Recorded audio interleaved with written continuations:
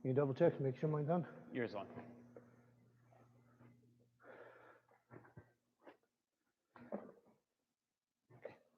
Let's do just a little bit more. A couple more. Sounds good.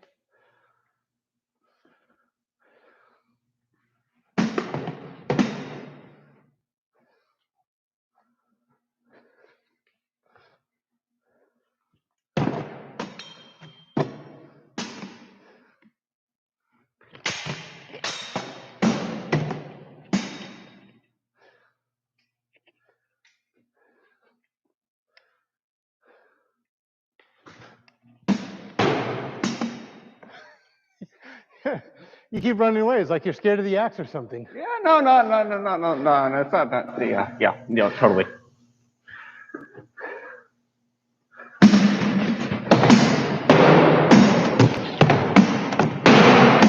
There it is. There it is, yep. Nice. Good time for it. Thank you. You're welcome. Yeah, I had your knee right there, and Right there. Even with that pull, I could feel the time in that spot there.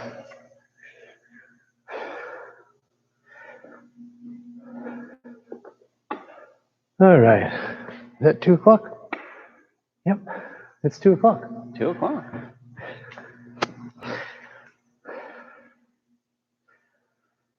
Hey, everybody. Welcome back to another episode of the Pandemic Livestream series. Today, we're going to be going back to sword and shield, but what I want to focus on today is I'm going to be using the axe, and I want to look at some of the ways that we can use the axe when fighting with sword and shield. Because I have no protection over my hands at all, it is incumbent upon me that every action I do, I'm not going to lose my fingers. Doesn't matter how good you are. If you lose the ability to grip your axe, you are no longer in that fight. So today, I want to focus on that. I have done another video on tomahawk and knife, and you're going to see some similarities between the tomahawk and the use of this one. So, thank you again, John, for joining me. Pleasure to be here. John has the sword and shield, and I'm going for the axe. Now, I will tell you that, well, actually, no, I will not tell you. John will tell you, because we just did a little bit of play with it. John, what's it like having an axe like this coming at you, even though you know I'm not trying not to hit you? It's terrifying. The weight on that tool just is the potential of what it can do and the damage. This axe particularly here, we actually shaved the edge off of this. It is completely blunt, but I know for a fact even lightly impact with this thing here on any part of my body is just going to be really damaging. And that goes back to something I said earlier in another video. A dull axe is still an axe. So make sure that before you ever swing an axe at somebody, you have the ability to not hit them. I've seen a lot of people play with dull axes, and because they did not have the ability to not hit them, their friends went away with sore or injured knees or arms or hands. Now, they were geared up wearing masks and sometimes jackets, sometimes not, because if you're doing a fight in the Nordic style, Viking style, you're probably not going to have a mask or a gambeson on. You will put a mask on because there's only so many risks that you're willing to take, and nor should you fight without a mask. John and I have crossed weapons a number of times with mixed weapons, and I know I can trust him to not hit me, and vice versa. In fact, we were just warming up, and I had a swing at his knee because he was front weighted, and I got no further than here when I said it's mine, And he agreed with me. So I didn't need to go any further than here because I knew I had the time to take his knee. And when I'm holding it down here at the end, I have the reach. Now on my axe, this is, I believe it's a cold steel axe. Yep. And what I did is I actually took a sander to the bottom of it because I wanted to be able to feel where the end was and hook my pinky in that. So when I'm swinging it around, I've got a little extra control over it. I don't fight with it at the base very often. So I want to discuss this versus the tomahawk. Could you grab me the tomahawk, please? Yes, sir. This one, if I was going to be fighting with this one with my hand at the bottom, I would not want to have a shield. It's at that point that I'd be fighting with it more two-handed to get in close and do those kinds of things. So with this one, what I'm going to do is I will sometimes hold it here, but that's only when I'm trying to get extra amount of reach.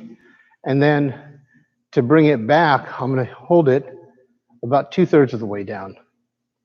So that's how much space. So I'm no longer at the base because especially once I start to get tired, that's just going to pull it out of my hand. But if I have it here, I still have the ability to use the haft of my axe, and I have more control. And if I need that extra range, it doesn't take much to do the transfer. When we're looking at an axe, or a tomahawk, it's significantly lighter. You can, now this one of course is a synthetic cold steel. Can you grab my steel one that I fight with? Yeah. And so it's a significantly smaller head. But if I'm holding the tomahawk at full haft, and I look at where I was holding this one, which is about there, it's really about the same range as full haft in the tomahawk. Now this is one that I fight with.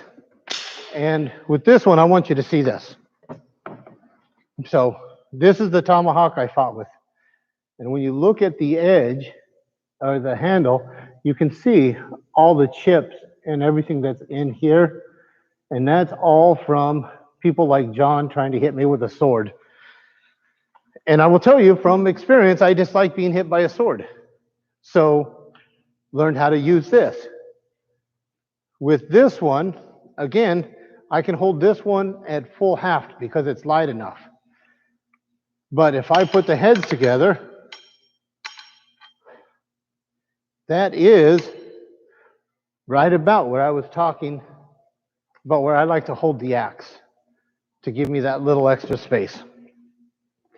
So some drills that we're going to do with the axe. This is I'm going to refer back to the tomahawk class several times. We're only really going to use 5 cuts, 5 cutting actions.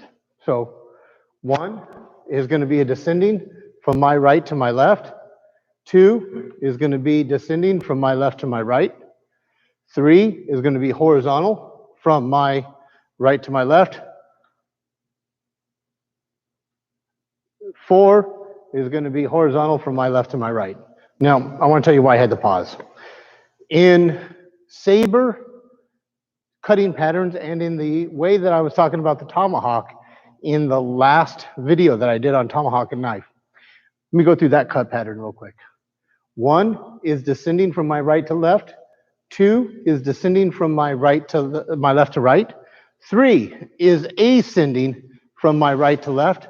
4 is ascending from my left to my right. 5 is horizontal from my right to left. 6, horizontal from left to right. 7, straight down the middle. And then we have our thrust, or we can call that 8. I'm doing it a little differently with this one because it's so heavy. I have 1 descending from my right to left, 2 descending from my left to right, 3 is going to be horizontal, right to left, 4, horizontal, left to right, 5, straight down the middle, thrust. That being said, we are going to use ascending blows. However, they are not necessarily to attack my opponent. I'm going to use those defensively. So we can call those 1 and 2, defensive cuts, rising. So if John gives me a cut 1, I do a rising cut 1 to set it aside. If he gives me that cut 1 and I try to do that with a rising 2, punish me, go slow. Yep. He can adjust it and just take my fingers. And having my fingers hit by a sword is something I truly, truly dislike. It is an unpleasant sensation. So I would do a rising cut 1 against his cut 2. 2. And a rising cut 2 against his rising cut 1. Now you'll notice I'm not cutting up into it like it's a sword. That's just going to put me in danger. Go slow. Because he doesn't need to do much to change his grip. But if leave it there. If I simply turn it to a flat, look how much more, or how much space I've removed my hand. Go ahead and hit me in the hand. We're going to go really slow. Cool. Do it again. Hit me in the hand. Even if I capture it on my haft, I still run the risk of it sliding down right into my fingers. Let's switch sides, please. Mm-hmm. Do that again. And I might knock it away, but I might not. You only have one chance to learn. You know, usually I'll joke in, you've got 5 opportunities. No, you really only have 1. Because if you lose a finger or you break more than 1, you're not going to be doing anything really. You can fight with broken fingers. But if you break more than 1, you're not going to be able to grip it. If I only break my index finger, I can still fight. But if I break more than 1 finger, there's no way I can hold on to it. Do that again, hit me in the hand. I run that risk. But if I slap it with my flat, do it again. Look how much further, go slow. Stop. Look how I've removed, continue on that same line. No, that same line. Continue down. No, not on me, on the same line you were on. Yep. I hold, I make contact. Look how far away my hand is from his blade. And so I protect myself by using the flat. And if we refer to other videos on this channel, this would be when we've talked about using the false edge. And I believe that was on May the 5th that we did the false edge. And this is that same kind of thing in that I'm as if I'm using my flat edge, but because it's an axe and a haft, I'm using my flat. So if you'll give me that 1 again, I can set that aside. Give me that 2. And then do that again. Give me that 2, please. When I strike with a ascending blow against his 2, I am not knocking it out this way because he can really still use his sword. Go ahead and don't fall off the path. Yes, sir. Okay. Look how he's able to go over that way, and that leaves me in a lot of trouble. However, what I want you to focus on is as you throw that flat, instead of continuing on that path that takes the axe and all the weight outside, as soon as you reach just to the left side of your face, pull it back to your shoulder. So it's going to be this. And it happens in my wrist. As I come up, I hit his sword, and as soon as I hit his sword, I drop my elbow and I turn my wrist over, and that takes me to my shoulder. Go ahead and give me a bit of a blow. All right. And that takes me there. Scared me just a little bit.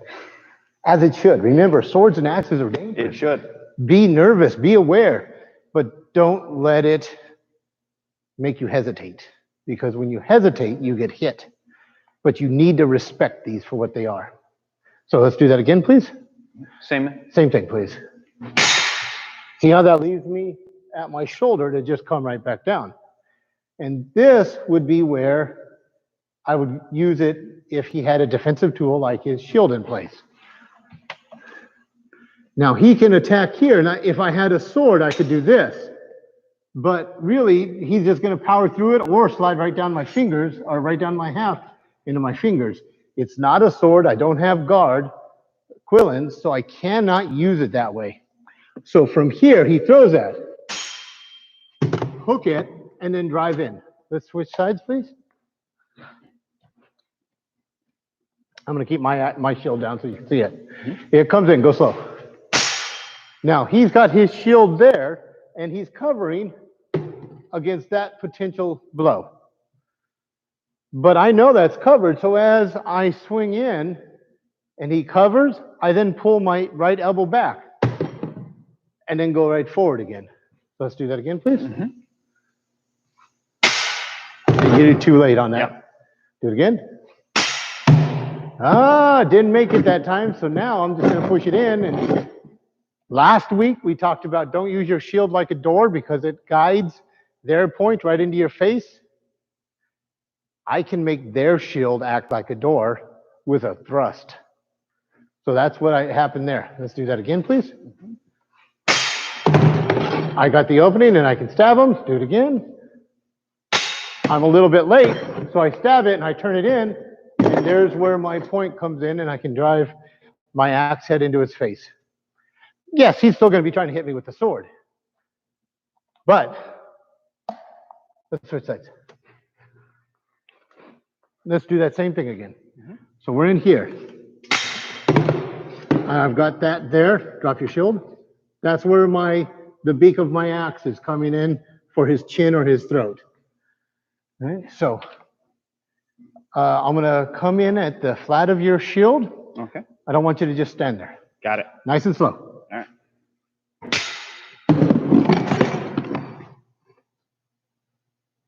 I'm safe. Go ahead and keep going. And I'm still able to punch him with the rim of my shield. And just using my elbow allows me to rotate my shield around my body.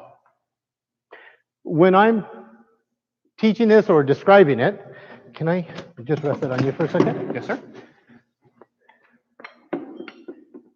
The way I like to think of the sword and shield or axe and shield is as if I'm boxing. So I'm in here. I've got my left hand back, protecting my jaw. I've got my right hand out. I fight southpaw often when I'm doing unarmed. But I can also shift.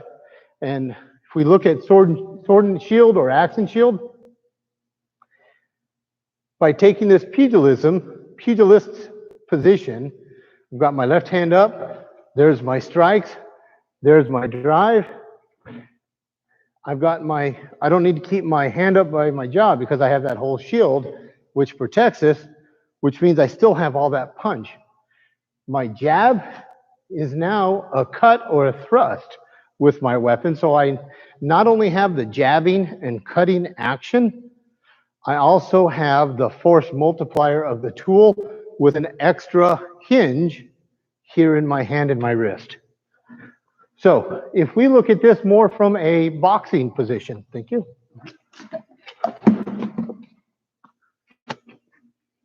So we're in here, face him. We're in this kind of boxing position, and instead of being up here like we would if we didn't have weapons, I'm down here. We're both down low, and the reason for that goes back to that rule of one high, one low, one in, one out.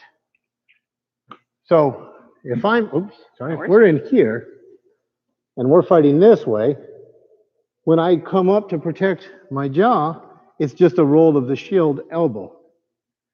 So that means that when he throws this cut two, and I do this ascending defense, he's got that in place. So pull it in just a little bit. So I do that, but he's able to still maintain coverage.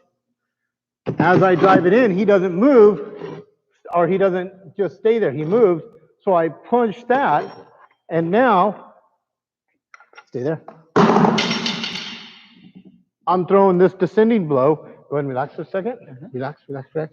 As if when I'm throwing it, I'm hooking down through. I'm going to hit, okay? Gently. It's that blow that I'm doing, followed by a back fist. One more time. 1, 2. Now, when I add my shield, so let's do that again.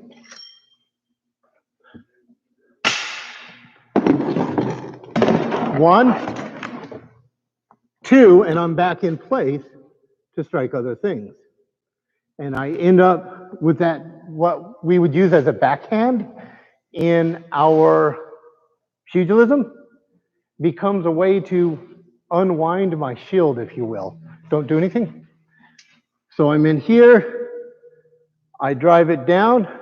Now I'm looking over this rim at my opponent's face. Put your sword on my shield. Go ahead and go straight forward, slow. Just get off. Oh, there you go. Geometry says because of my boss, he's not going to be able to hit me. But I'll tell you, this is really, really heavy, holding up my shield, my arm, and his sword. So go ahead and push down. I unwind, I let go of him, and I'm able to come back in. So the skill I want you to work on, you don't need weapons for this bit. Need my bob? We'll start here like this. It'll come up onto my shoulder, descending punch. No, hold on, sorry. It'll come up, down. So there's my deflection, my strike. My elbow comes back, I push forward as I punch with a descending blow, thumb down. Then as soon as I pass Bob, I bend my elbow, but my elbow stays out where it is. Then, now my shield is right here. Then when I drop my elbow down, I unwind my shield, and I turn around, and I'm right back up to high guard. If you'll just stand there, you don't need anything. So I'm here, I slap, down, thrust, punch. I can still see him over my shield. Don't block him out with your shield. That's why we have to have thumb down. Bend it down, I can still see him. Then as I lose him for just a moment, but I'm in process of moving. Let's switch sides, please. So you're gonna lose me here, but I strike up, down, thrust, punch, I can still see him, and there's where I'm able to protect myself again. That's the drill that you can use to get used to moving your shield around your body so that you minimize the amount of time that your face is covered. There are times you got to cover your face.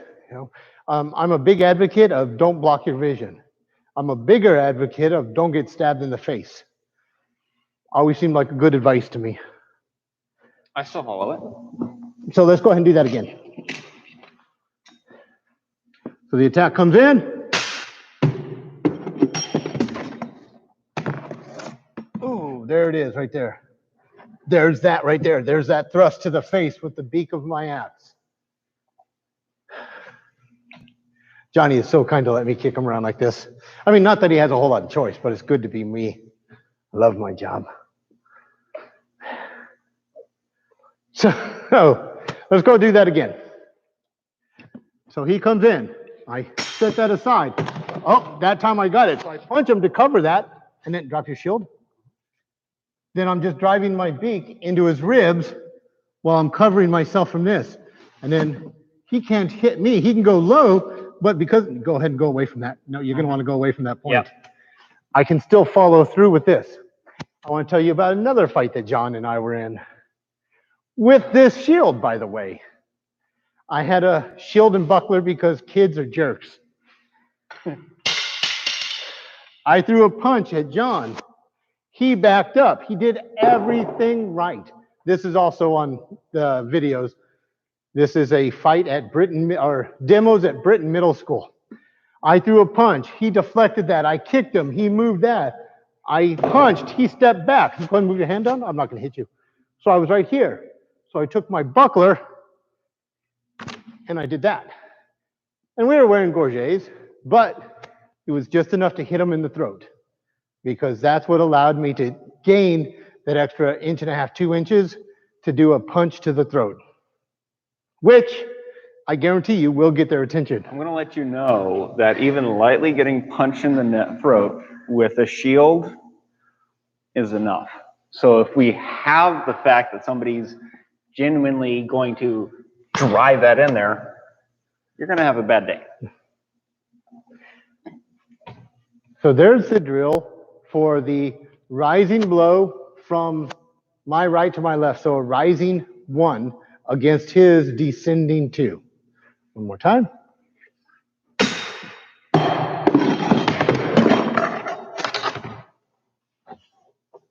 And there's where everything ends up.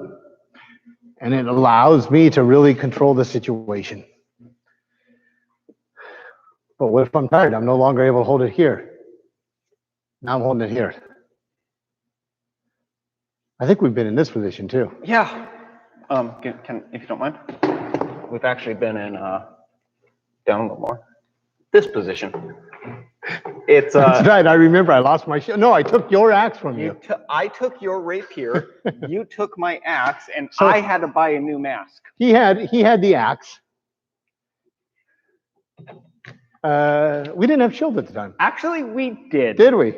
All right. We had arm strap. Oh, that's right. So the hands were free. So he thrust. I stepped aside, actually, and I grabbed his sword.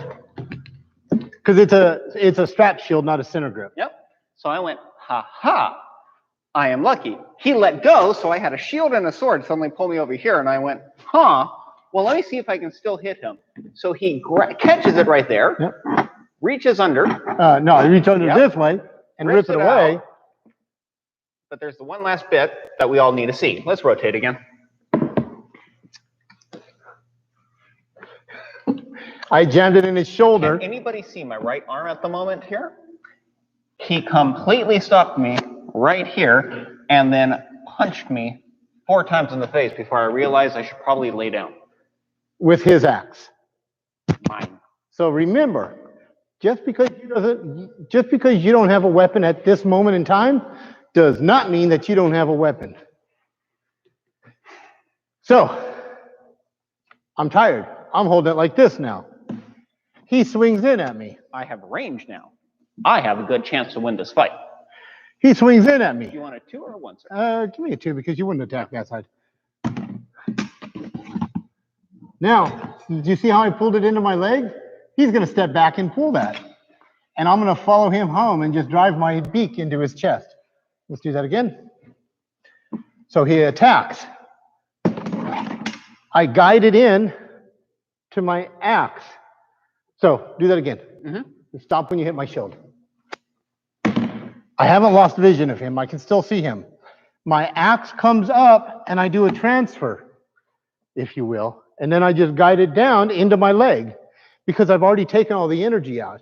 Then I just step forward and I drive the beak of that axe right into his chest or his face or his throat. It's really my choice. And it's good to have choices. Let's do that one more time. So he attacks. And it can really come through that fast. Let's switch sides. Yeah. This is a really hard one to see. Let's come a little bit closer. All right. What's really difficult to see is what I'm doing to his leg right now with my sword, which is next to nothing. I'd like you to actually hit me. Sure. My shield stopped it. Then I can just step forward. And because it's not a razor blade, even if he's pulling back, there's no pressure on it. And see how I'm keeping it on my leg? What's he going to do? You know, I'll tell you what he's going to do. And this was a very sharp knife. He's going to cut my trousers like that. That was with a sharp knife. I was trying to put it away and I missed it. Don't ask. Whole nother story. So he attacks. I cover that and I transfer, and then I just drive forward. And I'm keeping it on my leg the whole time. And yeah. Let's rotate real quick here. If we notice. Let's do it again. Yeah. Come here. I want you to see where my point is, if we can see that. At no point is my point being able to get back in front of him. It's always behind him here. And so I can't recover it to get back in the fight. If I didn't take that step, he easily pulls that back and I walk onto his point. Again, another thing I dislike. So I shall not do that.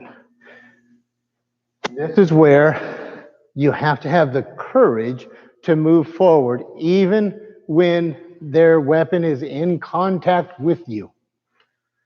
I've said this in other videos, and I'll say it over and over and over again. Even if it does mortal damage, which never been in a fight that was like that, nor do I ever want to be. But I will tell you from reading, dying is a long ways from dead. Even if it's a mortal injury, you have two choices you can make. You can either go, like in the movies, I am killed and lay down, or decide that you're going to take that guy with you. Me, I think I'm going to go for option 2. Because if I'm going to go, I'm going to make sure I take somebody with me so I'm not lonely. So let's do that again. It comes in, and I cover, I transfer, and I follow through. He had a moment of time there, and that's because he attacked from being close to me. So this is really, go ahead and swing without footwork, no footwork. I'm not worried about it because he can't hit me.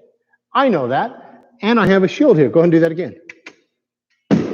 I understand distance, so I'm not worried about it. I'm not going to move, you're going to hit me. But when he steps forward, he's well within range to do a good significant blow. And if I leave my shield here, go and do it again. His hand actually moves in the same line as my shield, and that's how he gets inside. If, on the other hand, do that again, I panic and I just, no, don't, go slow, go slow. I panic and I cover my face. There's no reason for him to continue with that cut. Oh, he just turned it into a thrust, and now I'm going to die with a thrust. So I can't block my vision, but I know the distance he has. So he takes that cut, and I take it, but as I take it, I step forward with my axe. And now he's not going to stay there. He's stepping back, and I'm just moving with him. So I'm using the tempo of his foot to close distance with him to maintain control of his weapon against my body. I know it sounds crazy. I know it sounds dangerous, but they're not lightsabers. They're not razor blades. I can take that, and even if it was really sharp, going through my clothing, then into my flesh, it's going to be such a small scratch. I've done worse walking through rose gardens. So, last one. He attacks. I cover, he doesn't stop, and there's my strike. So I'm able to use this as a transfer tool. With that, we're going to go ahead and close this up. I hope you enjoyed this. If you did enjoy this video, please click on the subscribe button below. We have lots of other videos that you can watch. We have instructional videos for Western martial arts, HEMA. We also have a lot of fantastic interviews with some really knowledgeable people about martial arts, movies, TV, stuntmen, directors, all sorts of great people. So hit the subscribe button and join us for these videos. Until we're able to meet again, stay safe, stay sane. Thank you for being with us, and we'll see you on the other side of this. Thanks, everyone. Boom. Wow.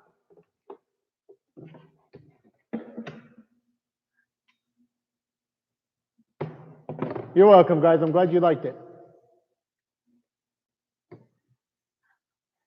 I wasn't sure anybody was actually watching it.